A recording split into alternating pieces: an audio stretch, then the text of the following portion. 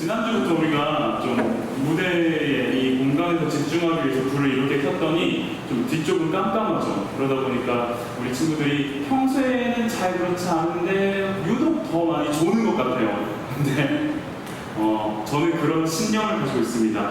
여기서 와서 자라. 집에서 자지 말고 예배 드리면서 차라리 자는 게 여러분한테 더 남을 것 같아요. 그래서 피곤하면 주무세요. 그리고 적당하게 목소리도 나긋나긋하게 얘기해 줄 테니까 중간중간 고함을 좀 지를 거예요. 그래도 주무세요. 고인물 터뜨리기라는 제목인데요. 여러분 이거 뭔지 아시죠? 좀 화면이 좀 별로인데 사진이 별로네요. 녹조라고 해서 이 녹조 현상이라는 거 들어봤을지 모르겠어요. 뉴스 같은 데 보면 녹조라고 해서 강이 굉장히 녹색으로 다 변해버려요. 그래서 이렇게 뜨면 녹조라떼, 이런 녹차라떼냐 녹조라떼냐 이런 거 구분하고 그런 녹조 현상에 대해서 제가 오늘은 말씀을 시작하면서 먼저 이야기하고 싶습니다.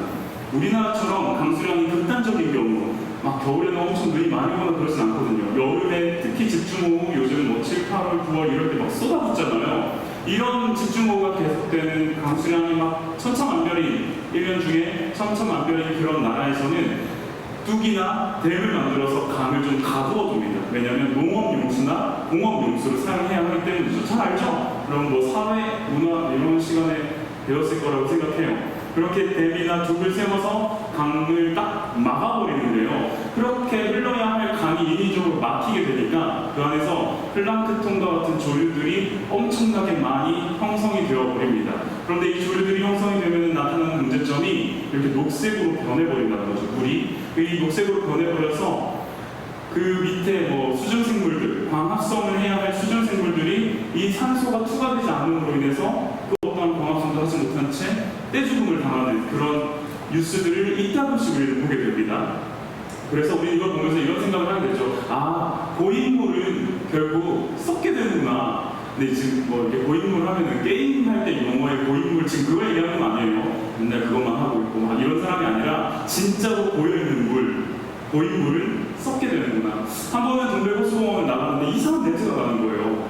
알고 봤더니 그때는 좀 뭐 이렇게 초반이었어요. 6월달 이런쯤이었는데 비도 안 오고 또 물도 말라 있고 제가 알기로는 여기가 지류가 이렇게 와서 물이 고였다가 이렇게 흘러가는 걸로 알고 있거든요. 그런데 이렇게 오는 물도 말라 있고 이렇게 나가는 물 틈도 그 공간도 말라 있더라고요. 결국 동백호수공원에 물이 고여있는 상태가 되었어요. 얼마나 냄새가 나는지 고여있는 물은 썩는구나라는 것을 제가 거기서도 느끼게 됐습니다. 문제는 우리의 믿음이라는 것도 우리의 신앙이라는 것도 이렇게 고인물처럼 흐르지 않고 정체되어 있으면 어떤 현상이 나타날까? 저는 우리의 믿음도 썩어버리는 것 아닌가? 라는 생각을 하게 되더라고요. 이 믿음이 정체되었다는 게 뭘까라고 생각해봤더니 두 가지가 있거든요. 하나는 애초에 믿음이 없는 경우예요. 애초에 믿음이라는 것 자체를 그렇게 중요하게 생각하지 않아. 여기 나와 있는 것도 그냥 엄마가 가라니까 내가 일을 바득바득 가는 거죠. 20살만 돼봐라. 종교의 자유를 외치면서 내가 뛰쳐나가겠다. 이런 마음을 가지고 와 있는 친구들도 분명히 있을 겁니다.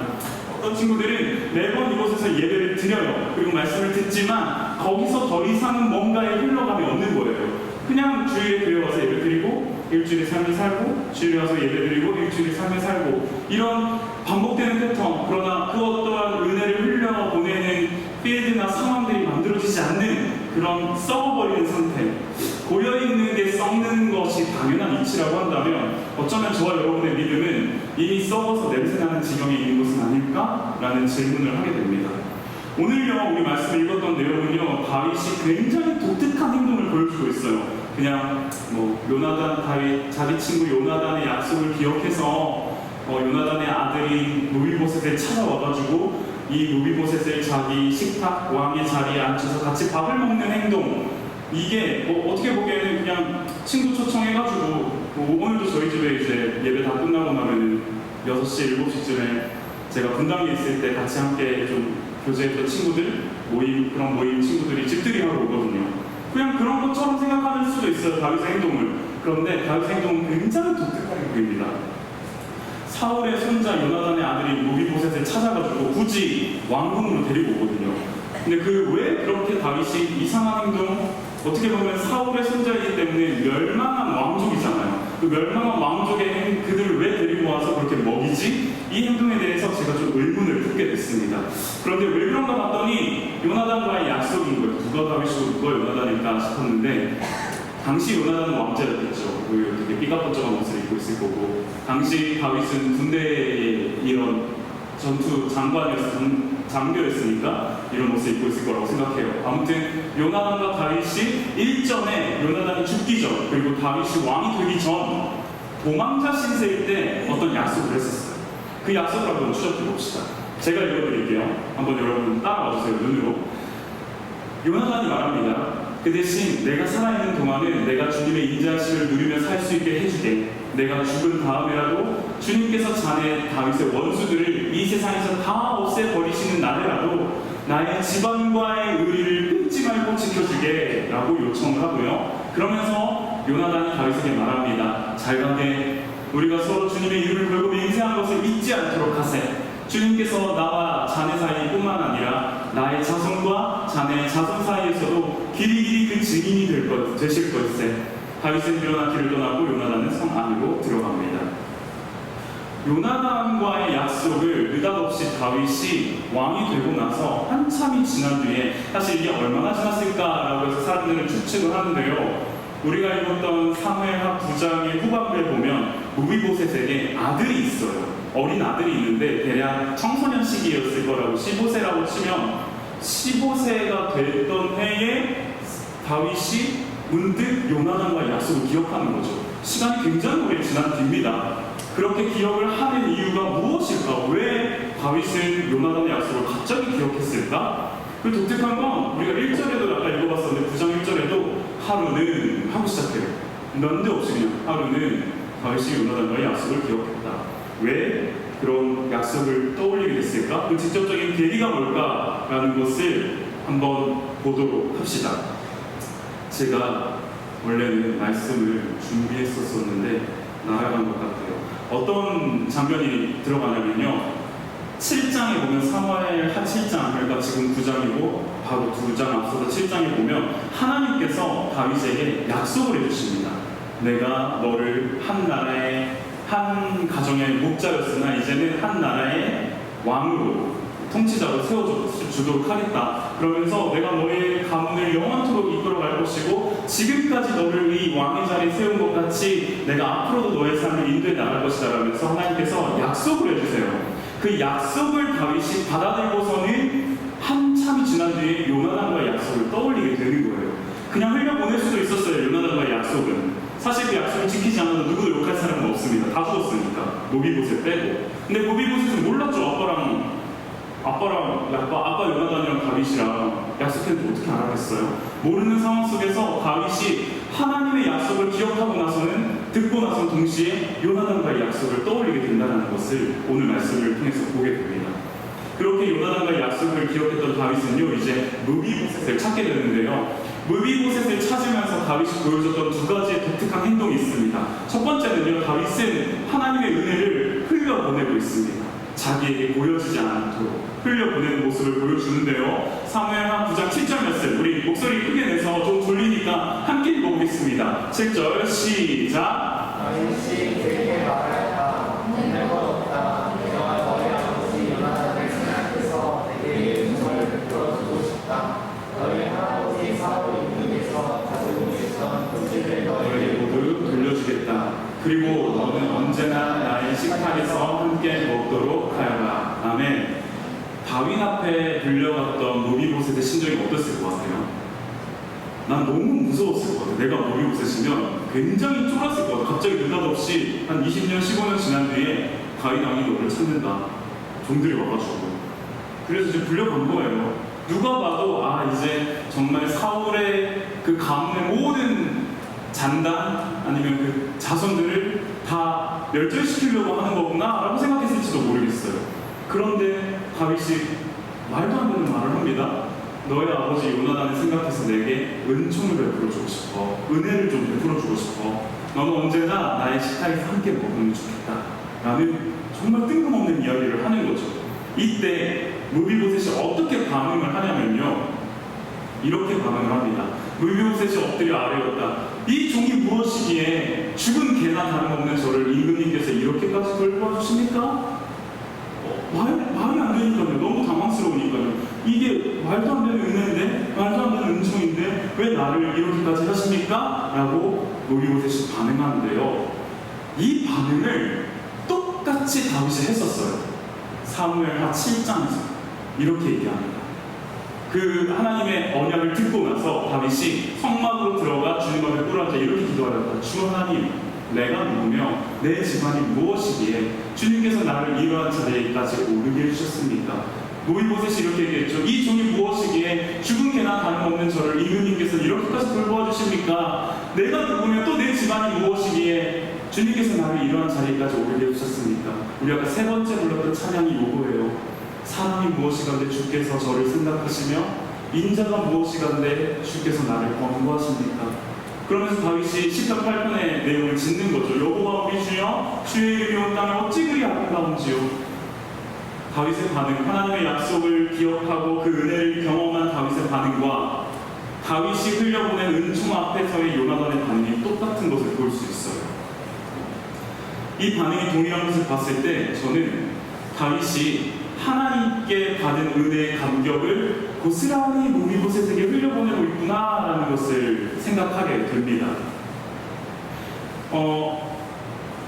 저와 여러분은요, 어떤 은혜의 감격을 누리고 살고 있을까요? 잊지 못할, 그리고 부인할 수 없는, 그리고 잊을 수 없는 하나님과의 진한 만남 여러분 있습니까? 저는 중학교 2학년 때 여름 수련회에서 경험했던 하나님이 살아계신 분이구나라고 하는 경험, 그 한 번의 경험이 저를 이 신앙, 이 믿음에서 떠나지 않게 만들어줬고요. 떠날 순간을 무수히 많았죠. 그럼에도 불구하고 하나님은 나는 그때 너와 함께 했었어. 나는 중학교 2학년 박신영, 네가 거기서 처절하게 울고 있을 때 내가 너와 함께 하지 않았니? 나 살아있는 하나님이야 라고 하는 그 경험이 저에게 있고요. 고등학교 2학년 때 하나님께서는 저에게 똑같이 여름 수련회에서 하나님의 부르심이 무엇인지를 경험하게 해주시더라고요. 내가 너를 주의 길을 예비하는 자로 세우고 싶어. 그냥 단순히 목사가 되지 말고 정말 진실되게 예수님이 오실 길을 예비하는 사람이 되었으면 좋겠어 라는 말씀이 저에게 직접적으로 하나님께로부터 임하는 그런 은혜를 저는 개인적으로 경험했어요. 그래서 저는요, 여러분들이 어떻게 생각할지 모르겠지만 좀 극단적인데요, 누가 내 목에 칼을 대고 예수가 없음을 부인해라라고 하면 전 못해요. 하나님이 없다는 것을 부인해라라고 하면 저는 그걸 부인할 수가 없어요. 경험해봤는데 나는 부인할 수 없는 증거가 있는데 어떻게 부인해요 그걸? 저는 거절할 수가 없는 사람이에요. 여러분은요?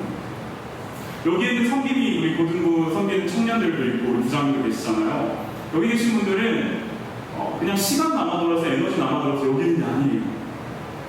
이분들은요, 본인들이 청소년 시기에 경험했던 하나님이 있고 본인들이 청소년 시기에 만났던 하나님들이 있기 때문에, 고등학교 시기에 만났던 하나님이 있기 때문에 지금 이때에 그 하나님을 흘려보내고 싶어서 이 자리에 있는 거예요. 누구처럼? 다윗처럼.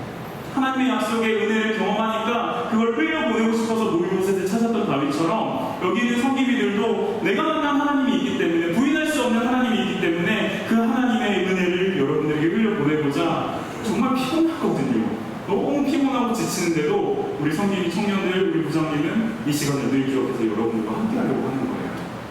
그냥 봉사? 한편에 어떤 내가 이렇게 하면 하나님 복 주시겠지? 겨우 그 정도 마음으로 여기 있는 성기비들 없습니다. 다 먼저 된 은혜가 있어요. 그게 흘려서 지금 여기까지 온 거지. 사실은요, 요즘 같은 시대에 예수를 믿는다, 교회를 다닌다라고 하면 조금 민망할 수도 있다고 생각합니다. 저 여러분들의 그 시대를 알고 있고, 또 특별히 이렇게 기독교 학교를 다니고 있는 친구들은 그나마 나은 편이에요. 일반 학교를 다니고 있는 친구들은요, 부담스러워요. 내가 예수 믿는 거, 내가 큐티하는 거, 아이들이 알게 되는 거 굉장히 좀 민망해요. 근데 먼저는 그렇게 민망하게 만들어져 버린 기독교, 소위 개독교를 만들어낸 믿음대로 살지 못한 저와 우리 성기비들과 또 선생님들이 또 교회의 어른들이 미안합니다. 그건 너무 미안합니다. 우리가 그렇게 믿음의 삶을 살지 못했기 때문에 여러분들이 이 믿음을 당당히 드러내지 못하고 사는 것 같다는 생각이 커요. 그런데 그건 믿는 대로 살지 못한 영역인 거잖아요. 믿는 대로 살지 못했기 때문에 나타나는 부작용으로 우리가 지금 개독교라는 이름을 듣고 뭐 이렇게 예수 믿는 게 좀 부끄럽고 민망하고 제가 큐티 한 스푼 쇼츠를 올리고 나서부터 이렇게 싫어요가 많아졌어요. 사람들이 그렇게 싫어요를 많이 해줘요. 왜냐면 보니까 말 같지도 않거든요. 하나님께서 우리와 함께 하십니다. 웃기고 앉아있는데 싫어요. 좋아요를 그렇게 받아본 적이 없어요. 싫어요가 뭐 10몇 개씩 나와요. 그래서 이게 네 그렇구나. 그런데 우리가 믿은 대로 살지 못한 영역과 달리 하나님이 살아계시는 것은 다른 영역입니다. 하나님이 살아계시고 지금도 여러분과 함께 하시고 솔직하게 말할게요. 지금 여러분들이 이 자리에 앉아있는 것도 하나님께서 지금까지 15년, 17년, 18년, 19년을 안전하게 보호하시고 인도하셔서 이곳에 있는 거지 그렇지 않고서는 우리 이곳에 있을 수 없는 사람들입니다. 우리의 존재 그 자체, 내가 지금 서 있는 이 상황 그 자체가 하나님의 살아계심의 증거라고 봐도 저는 무방하다고 봐요. 하나님 정말 살아계시거든요. 제가 예전에 청년부, 다른 교회에서 청년부를 섬기고 있을 때 한 청년이 이렇게 왔어요. 찾아왔어요. 20살이 됐어요. 이제 성년의 날 맞이해서 성년의 날 행사를 하고 나서 저한테 그런 대뜸 그렇게 얘기를 하는 거예요. 그때 이제 강도사님 종교의 자유를 좀 찾아야 될 것 같아요. 제가 지금까지 19년이 되도록 엄마 뱃속에서부터 시작해서 유치부, 유년부, 소년부, 중등부, 고등부까지 교회 잘 다녔습니다. 근데 이제는 엄마의 품을 떠나 또 종교의 자유를 찾아 제가 좀 다녀보고 싶어요. 좀 진짜 하나님이 살아계신지 저 잘 모르겠어요. 라고 이야기를 하더라고요. 제가 뭐라고 했을까요? 아니야, 하나님 살아계셔. 여기 있어. 이렇게 했을까요? 아니요. 저 그 친구에게 지금도 이렇게 얘기했고요. 그 멘트가, 그 상황이 명확하게 기억이 납니다. 이렇게 말했습니다. 네 말대로 종교의 자유를 찾아서 떠나도 좋다. 하지만 한 가지는 진짜 확실하게 기억했으면 좋겠다. 언제든 돌아와도 된다. 마음껏 네가 돌아다녀보고 마음껏 하고 싶은 거 다 하고 뭐 클럽을 가든 월럽을 가든 하고 싶은 거 다 하고 만날 사람 다 만나보고 살아보다가 이건 도무지 아니구나라고 싶은 마음이 든다면 다시 돌아와라. 우리가 기다리고 있을 거다. 교회는 그리고 하나님은 너 기다리고 있다. 여러분들도 동일하게 얘기해주고 싶어요. 이거 좀 위험한 얘기긴 해요. 근데 우리 부모님들이 들으시면은 어떻게 강도사가 애들을 지 마음대로 살도록 내버려둘 수 있냐라고 할 수 있는데 아니요. 믿음은 부모님의 믿음이 아니잖아요. 여러분의 믿음이잖아요. 여러분들이 20살인데 지금은 뭐 부모님 손잡고 어쩔 수 없이 끌려왔다 치더라도 20살 되고 청년이 되고 스스로가 판단할 수 있는 상황과 자유와 책임이 주어질 때 마음대로 해보십시오. 근데 확실한 건 있습니다. 우리는 여기 있을 때 하나님을 기다리고 계세요. 살아계시기 때문에 살다 보면 정말 말도 안 되는 일들을 겪게 됐을 때 우리는 꼭 찾게 돼요. 주님, 이게 뭡니까? 도와주세요. 그때는 부끄러워 민망한 마음으로 막 같이 갈까 말까 하지 말고 오세요. 교회로 오시고 공동체로 가시고 여러분들이 의지할 수 있는 목회자에게 가서 여러분들의 상황을 얘기하세요. 한 사람도 여러분들을 야, 너 그럴 줄 알았다 라고 얘기하지 않습니다. 다 받아줍니다. 왜냐하면 하나님이 우리를 그렇게 받아주거든요. 그 은혜가 있기 때문에 여러분들이 나갔다가 들어오든 뭘 하든 간에 그걸 받아들이는 데 있어서 거리낌이 없어요. 내가 빚을 탕감받았는데 남을 향해서 야, 너 빚진 거 가지고 뭐 어떻게 살아가겠냐? 오지마! 라고 말할 수가 없다.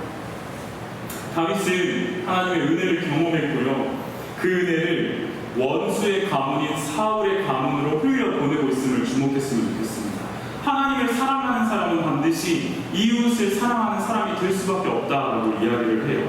다윗은요 그렇게 자신의 이웃인 노비봇을 향해서 손을 건넵니다. 그러면 두 번째 이게 제가 뭐 PPT 만들어 놓고서 다 쓸모없이 그냥 훅훅 지나가네요. 네, 어떤 은혜의 감격을 누리고 사니까 아까 했던 얘기죠. 다윗의 은혜를 원수의 가문으로 흘려보내고 있다. 이거 방금 했던 얘기예요.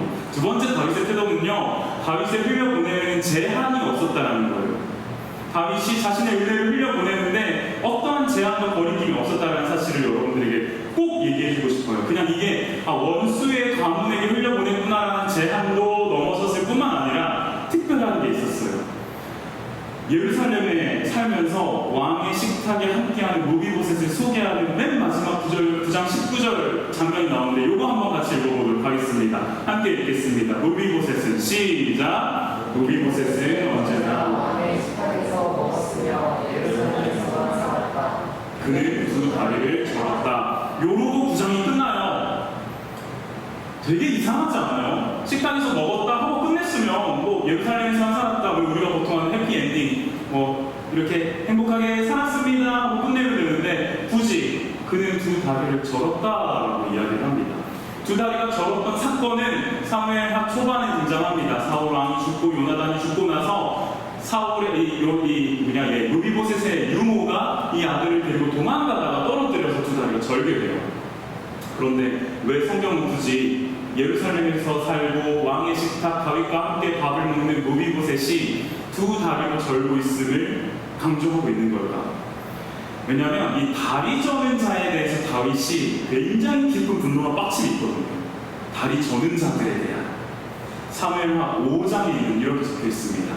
다윗 왕이 부하들을 거느리고 예루살렘으로 가서, 그 당시에 예루살렘을 점령하지 않은 상황이에요. 그 땅에 사는 여부스 사람을 치려고 하니 그들이 다윗에게 말하였다. 여부스 사람들이 다윗에게 말합니다. 너는 여기 들어올 수 없다. 눈먼 사람이나 다리 저는 사람도 너쯤은 물리칠 수 있다. 그들은 다윗이 그곳으로는 들어올 수 없을 것이라고 생각한 것이다. 그리고 그날 다윗이 이렇게 명령을 내렸다. 누구든지 여부스 사람을 치려거든 물을 길어 올리는 바위벽 타고 올라가서 저 여부스 사람도 다윗이 몹시 미워하는 저 다리 저는 자들과 눈먼 자들을 쳐 죽여라. 그래서 눈먼 사람과 다리 저는 사람은 왕궁에 들어갈 수 없다는 속담이 생겼다.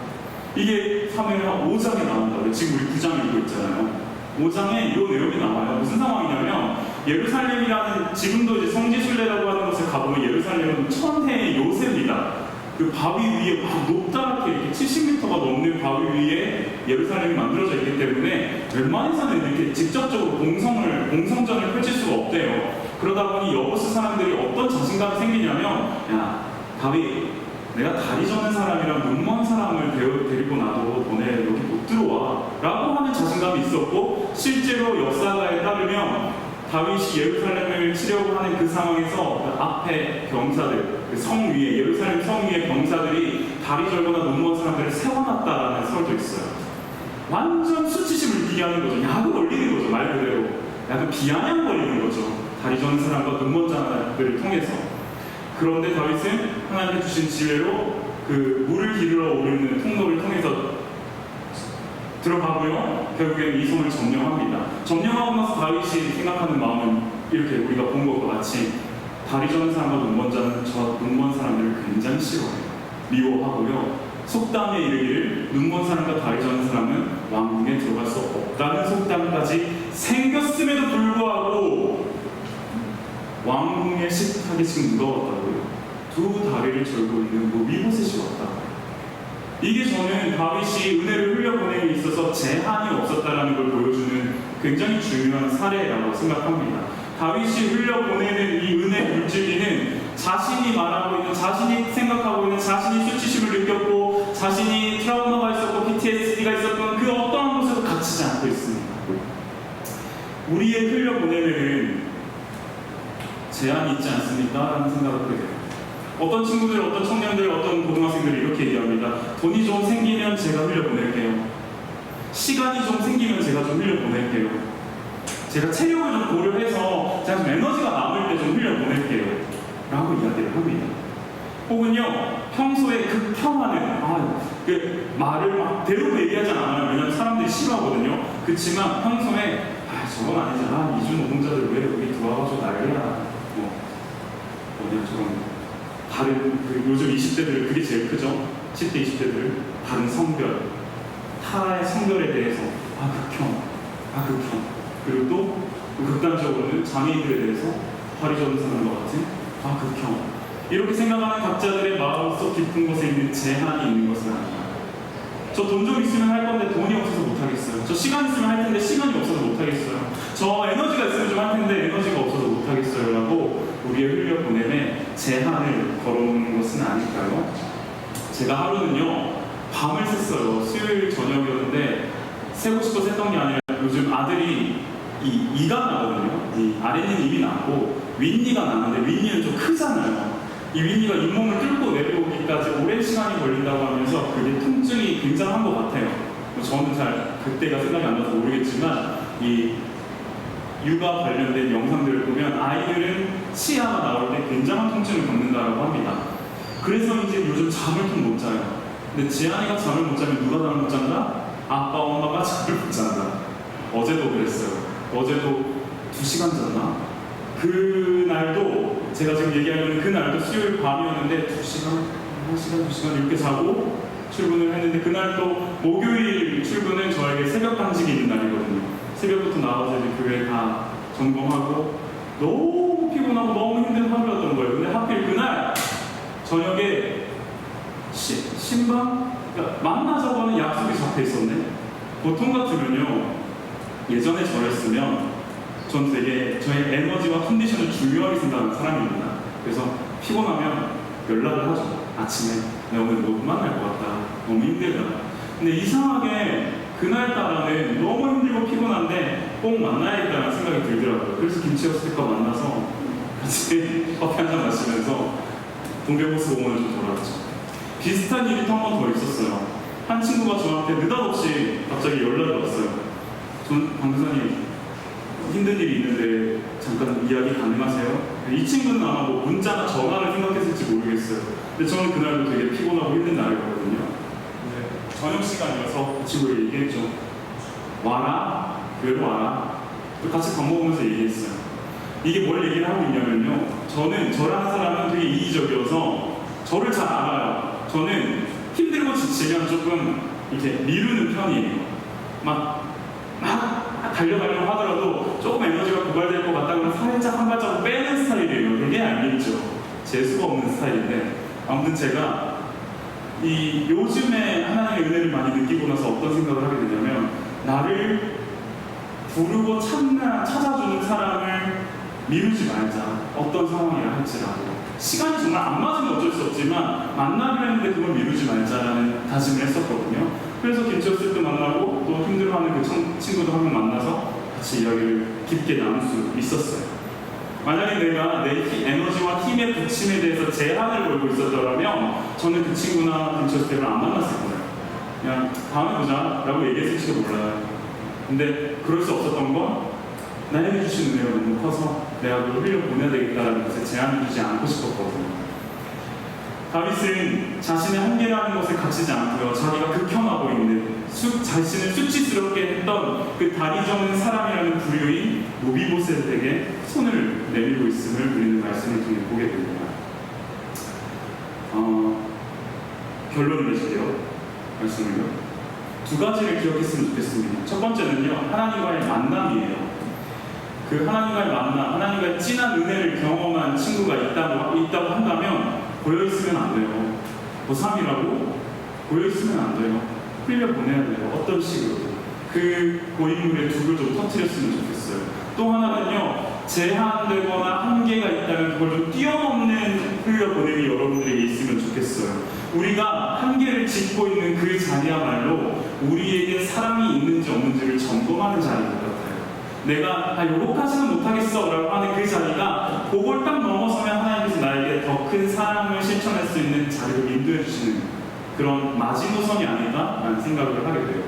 그런데 제가 오늘 말씀을 함께 나누면서 그 마무리를 지으면서 그게 그냥 다윗의 이야기만이 아니겠다는 생각이 들더라고요. 이 안에서 예수님이 보였어요. 예수님은요, 예수님의 사랑이 흘려 보내지는 대상에 대해서 한계에 갇히지 않고 계시더라고요. 죄로 인해서 하나님과 원수되었던 저와 여러분을 향해 예수님께서는 그 사랑을 흘려 보내고 계셨어요.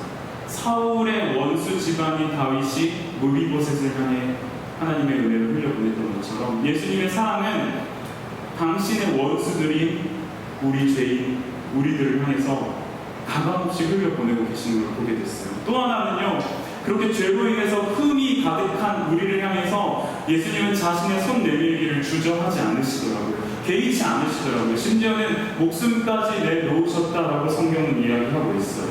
그러다 보니까 이런 생각이 드는 거예요. 어쩌면 내가 모비보셋이 아니었을까? 내가 2 다리를 저는 자였고 내가 하나님의 은혜 없이는 살아갈 수 없는 사람이었을 텐데 당시에는 2 다리를 전달하는 건 그냥 죽은 목숨인 거예요. 그렇게 죽은 개와 같이 살던 우리를 하나님이 불러주셔서 당신의 왕궁의 식탁에서 함께 먹을 수 있는 은혜를 주신 거 아닐까라는 생각을 하게 됐어요. 영상을 하나 준비했는데요. 조금 이렇게 가벼운 영상입니다. 오늘 말씀을 보면서 이게 우리의 삶이 되었으면 좋겠다라는 생각으로 또 예수님이 이러시지 않았을까라는 생각으로 함께 보면 좋겠습니다. 5, 4, 3, 2, 1, burst!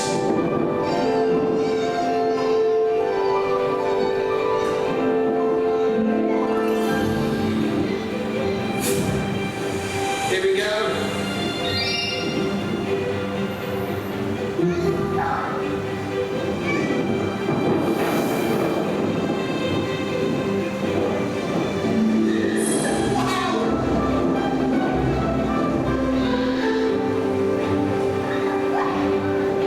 Right, keep back, Thomas. Further back, please. He's going to get quite fast.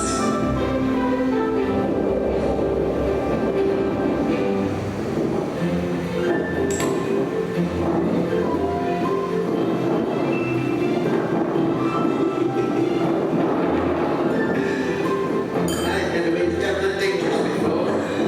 Can you see why I told you not to stand in front of it now, Thomas?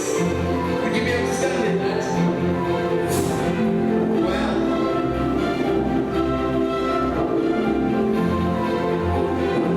it's amazing, isn't it? You enjoy that, Thomas? 이 영상을 보면서 느꼈던 첫 번째 감정은 애들보다 아빠가 더 신나하고 있다라는 게 첫 번째 감정이고요. 또 하나는요, 그냥 유속이 그렇게 빠르지 않는 6m 폭이 되는 이런 물줄기였는데 그걸 아이들과 함께 댐을 쌓았어요. 그리고 나서 그 댐의 가운데를 뚝을 발로 툭 터뜨리니까 아주 작은 공간이죠. 20cm, 10cm 남짓한 공간일까요? 그 공간에서부터 물이 흘러나오기 시작해서 콸콸콸콸 쏟아져서 그 둑이 다 무너지고 그 6m가 되는 그 흐름으로 다시금 이어지는 것을 볼 수 있었어요. 저는요, 오늘 말씀의 제목을 고인물 터트리기라는 제목을 지으면서 두 가지를 생각하게 됩니다. 먼저는 우리 자신에게 하나님의 은혜가 있다면 그 하나님의 은혜를 보이지 않고 흘려보냈으면 좋겠다. 이 둑을 터트리는 거죠. 그런데 그 은혜가 아직 없고 하나님이 어떤 분이신지 잘 모르는 친구가 있다면요, 여러분, 하나님께서 우리에게 흘려보내시는 그 사랑의 흐름이 죄로 인해 둑으로 막혀져 있었는데 예수님이 그 둑에 균열을 내셨거든요. 당신이 죽으신 것을, 그리고 부활하신 것을, 그 사실을 좀 받아들여줬으면 좋겠어요.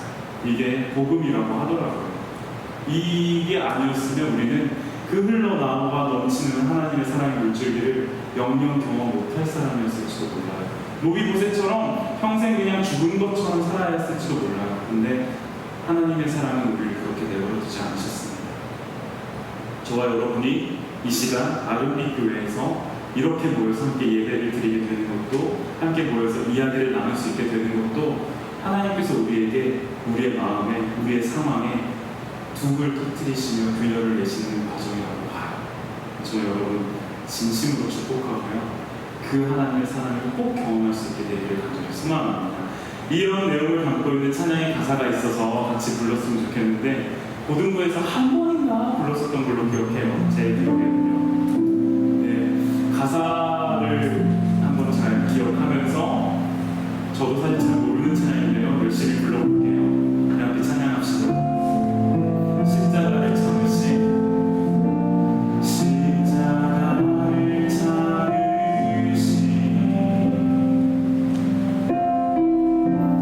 어린 양 예수, 내 죄 씻어주시고, 내 죄 씻어주시고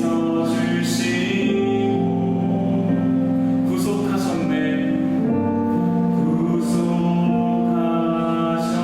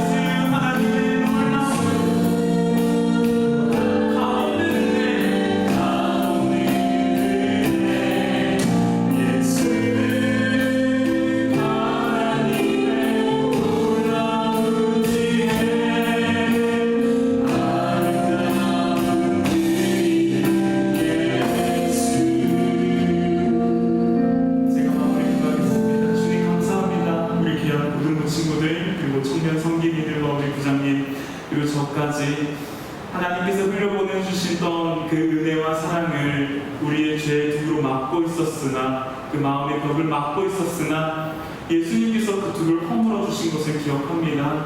하나님, 우리가 그 흘려보내시는 하나님의 사랑을 마음껏 누리며 경험할 수 있는 자들이 되도록 인도하여 주시고, 우리의 찬양의 고백과 같이 예수님이 하나님의 완전한 사랑으로서 오셨고 값없는 은혜로 나타나셨으며 놀라운 지혜로 우리와 역사하고 계시다는 사실을 기억하는 한 주간 되도록 인도하여 주시옵소서. 예수 믿는 청소년으로, 예수 믿는 청년으로 살아가는 삶이 너무나 녹록지 않고 힘듭니다. 그러나 이러한 과정과 삶 가운데서도 예수 그리스도께서 우리에게 보여주셨던 그 사랑과 은혜와 그 지혜를 기억하며 그 뚝을 허무셨던 것을 기억하며 나의 제한을 두지 않고 이 사랑을 누군가에게 흘려보낼 수 있는 그 믿음의 진보가 이루어질 수 있도록 인도하여 주시옵소서. 감사를 드리오며 살아계신 예수